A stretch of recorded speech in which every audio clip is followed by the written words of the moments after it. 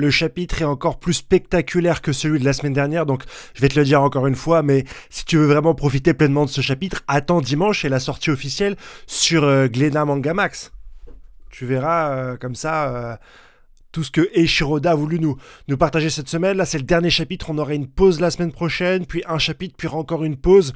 Et on aura le retour normal à partir du 15 août. Mais quel chapitre? C'est un chapitre qui est encore mieux dans ce qui se passe dans celui de la semaine dernière. Il y a une réelle prise d'otage puisque ça devient le flashback de Rock d'Xebec. C'est plus le flashback ni de Loki ni de Harald. On va avoir énormément d'informations sur ce pirate de légende. La semaine dernière, on avait uniquement son nom et sa paternité envers ce très cher Barbe Noire. Là, on a beaucoup plus de détails concernant ce personnage. Déjà, au niveau de sa force, c'était un épéiste hors pair. J'ai eu en commentaire la semaine dernière des gens qui m'ont dit « Ah, mais il n'a pas d'armes sur lui », alors que tous les gens de son époque avec des épées, Garp, enfin non pas Garp, mais Gold Roger, Shiki, beaucoup de monde avait des épées, Barbe Blanche par exemple, eh bien...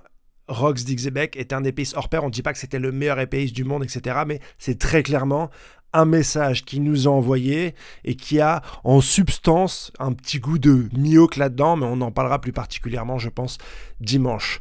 On nous explique que lors de la rêverie, il a réussi à enlever 5 rois. Donc on ne sait pas si lui-même était roi, mais il a enlevé 5 personnes. Il a atteint la salle du trône. Il a parlé avec Im-sama. On voit Genko. Vous savez, la petite servante qui était dans la salle des fleurs avec Im-sama, eh bien c'était Genko. Beaucoup l'avaient pré-shot. Moi, c'est pas un sujet qui m'intéressait particulièrement, mais on a directement l'information dans ce chapitre et on sait que suite à sa rencontre avec Im-sama, on sait pas vraiment ce qu'ils se sont dit, mais Xebec a dit à Im-sama, je reviendrai. C'est un petit peu une menace. On sait également qui s'est battu avec Harald, eh bien sur Marie-Jo Aster 5. Donc Harald, on l'a remarqué déjà, un géant qui se cache dans un soldat, c'est un peu chelou, mais là un géant genre qui se bat avec Xebec, avec le ciel qui se sépare en deux, comme quand les Yonkou se tapent, se combattent, forcément, ils ont cramé que Harald était présent. Mais donc, Harald est aussi puissant que Xebec. Enfin, en tout cas, lorsqu'il y a eu un échange de coups, il était assez puissant pour que le ciel se fissure en deux. Mais c'est pas tout, on voit un petit peu tout ce qu'a pu faire Xebec. D'ailleurs, il dit à Im-sama, il lui parle de Davy Jones.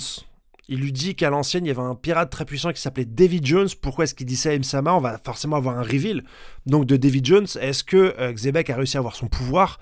Il y a encore beaucoup de choses à développer là-dessus et on en parlera bien sûr dans la vidéo de dimanche. D'ailleurs, merci pour la vidéo de dimanche dernier. Les retours sont exceptionnels. Je crois que j'ai jamais eu autant de retours positifs suite à une de mes vidéos. Donc voilà, rapidement, je vous dis un petit merci pour tous les abonnements, les messages positifs. Je crois qu'il n'y a pas un seul message de haters, même les gens qui me contredisent parce qu'ils trouvent que certaines de mes idées ne sont pas assez fournies en termes d'argumentation. On le disait avec une politesse. C'était un régal de suivre un petit peu tous vos retours depuis hier. Mais c'est pas les seules choses, hein. Xebec a déjà détruit la porte de la justice, il a déjà enlevé un bateau avec de l'argent des dragons célestes dessus, il a foutu un véritable bordel partout sur Grand Line. Et là, il vient sur Elbaf, il nous explique également, il vient sur Elbaf avec plusieurs personnes, il y a Shinzu, il y a un autre pirate qui ressemble à un mafieux qui s'appelle Malone, je crois, qui est très puissant. Et il nous explique qu'il a réussi, bien sûr, à faire grandir son équipage de pirates grâce à des Davy Backfight. C'est un peu tout ce qu'on apprend dans ce chapitre. J'ai peut-être oublié certains détails tellement je suis pressé. Mais un chapitre qui est centré sur le personnage de Xebec et à la fin, il vient sur Elbaf. On ne sait pas encore vraiment pourquoi, mais il revient directement dessus.